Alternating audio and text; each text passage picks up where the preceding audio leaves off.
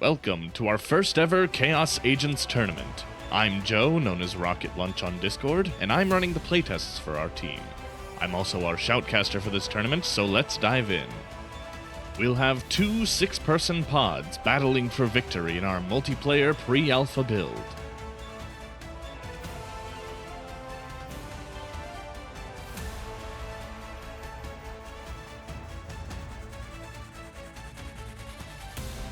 Let's get our brokers ready to send their agents off to the arena. We'll be watching Pod A to see whether Peter can pilot his agent to victory. A quick overview of the game. Our agents are trying to win one of 3 victory conditions: gathering the most shards, surviving the longest while taking the least damage, and lastly, KOing the most other agents. The game alternates between an AI-controlled combat phase and a player-controlled power-up phase. Everyone's agents will start the game as unshaped mud, and as the match progresses, you'll see them gain temporary and permanent buffs. And let chaos reign! Right off the bat, we have a messy melee between Fatal Epidemic, David H., and a bot over some crystal shards. Let's jump over to another big melee between Vinay, Wolf, and a bot.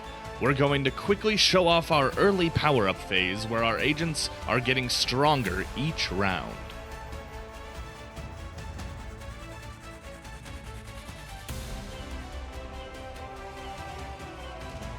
Fatal Epidemic is getting out of that battle as quick as he can, retreating from the action. Fatal Epidemic has made it peacefully away and has some time to gather some shards. Looking at the leaderboard, he has some work to do to get into one of the top 3 spots to make it to the finals.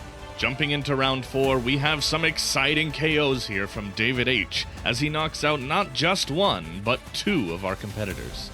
Look how happy he is with how that worked out. Meanwhile, Fatal Epidemic is still hanging in there, hoping to get the Survivalist. Moving on to round 5, Peter A. and David H. are both competing for the same shard. Fatal Epidemic is still attempting to survive and gather crystals as he runs right through this melee, taking some damage. But back to the major fight between the Peters and David. We're definitely gonna see some KOs here. Oh! David H. with another KO. Absolutely brutal. And with that, the match has wrapped, and Fatal Epidemic has held on to his Survivalist title. Congrats to our winners. Valen, piloted by David H. as the Brawl Master. Dusana, piloted by Peter A. as the Shard Master. And Roos, piloted by Fatal Epidemic, just squeaking out as the Survivalist. Exciting outcomes in match 1. Let's move on to the brackets. Pod A has Peter O., Vinay, and Wolf eliminated.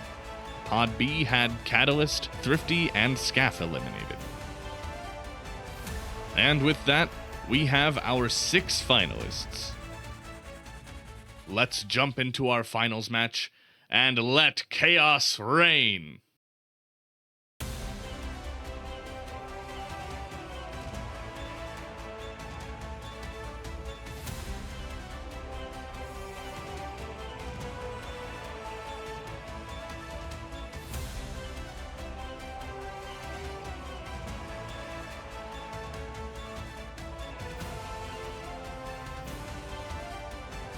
We're starting off with a lot of contested shards as our agents battle it out to force the other players to retreat.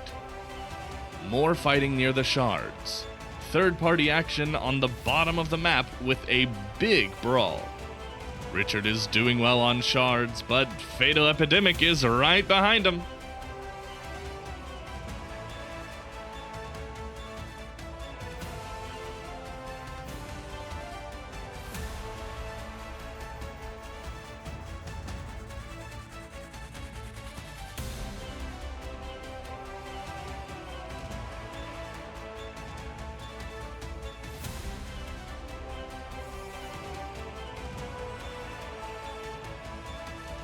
And we have our first Brawl Master. Brian bringing up that big first KO.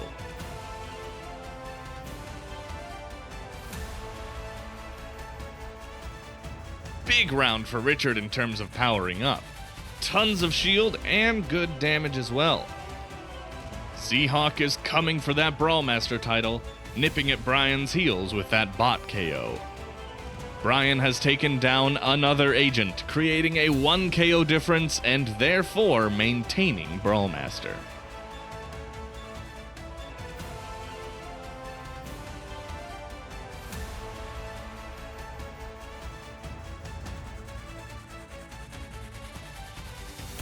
And Brian is going for Richard now, but he's out. He is running away.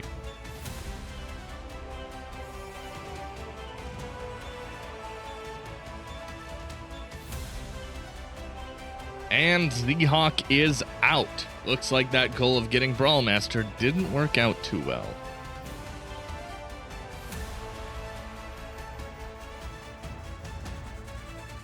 The leaderboard looks pretty static now. If Fatal Epidemic can continue to avoid the others, he'll be set up for success as our survivalist.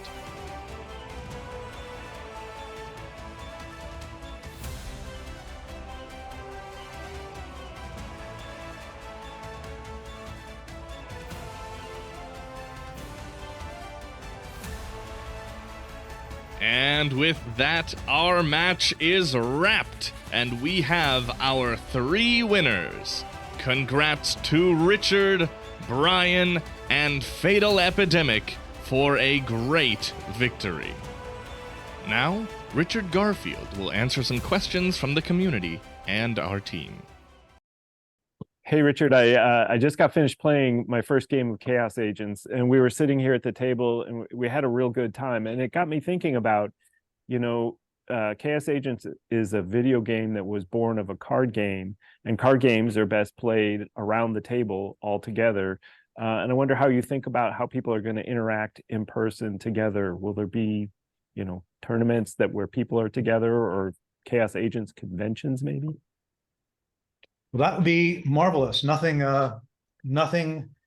beats face-to-face, particularly in this sequestered age we live in.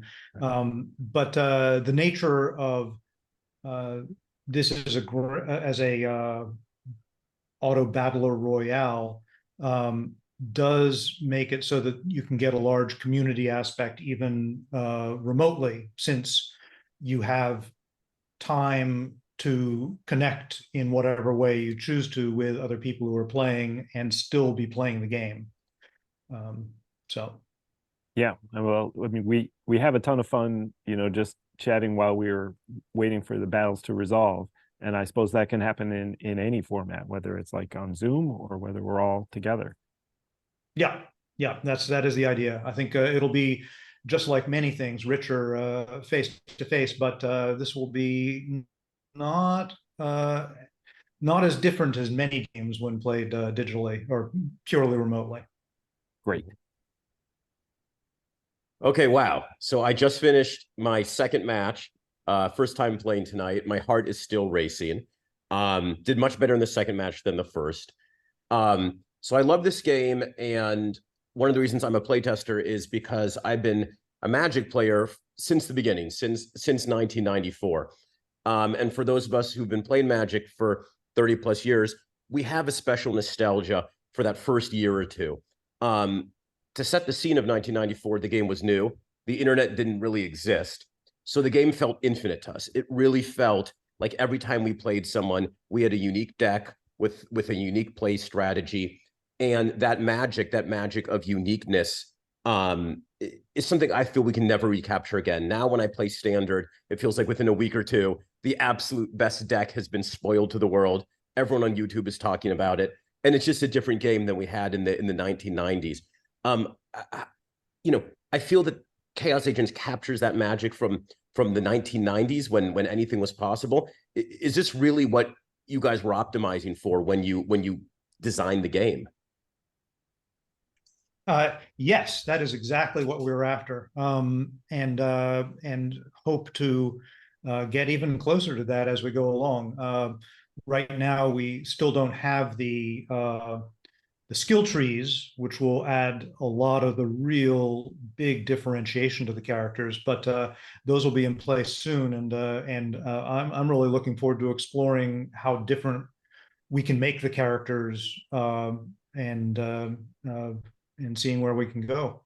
It made me wonder if there's a big difference in skill or ability between two different heroes, and we get to the point where one hero is broken or busted or whatever word you want to use, just overpowered.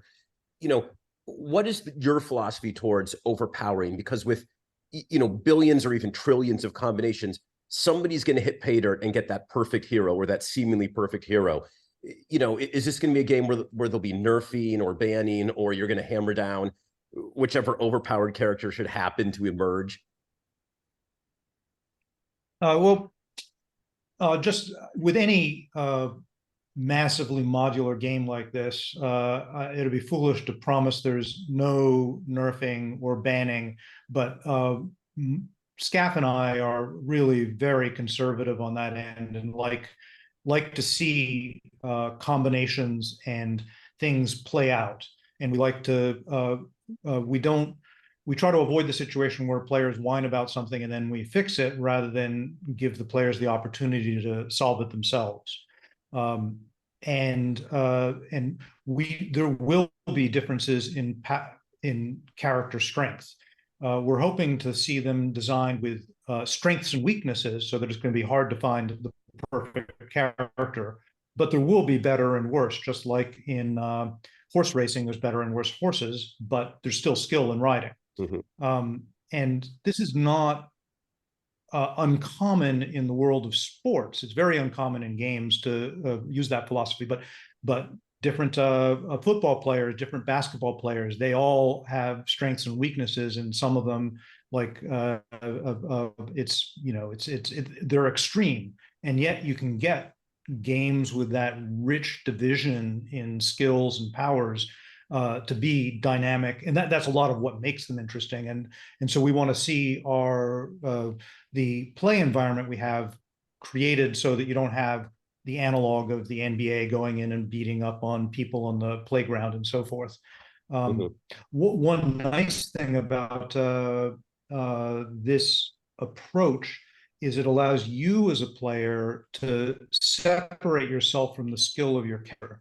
So in a lot of games like, say, Hearthstone, you don't want to play a suboptimal deck because it's going to affect your rating, as that deck doesn't do as well. Here, your characters have their own ratings, and so if you play a poor character, you as a player aren't dinged by that.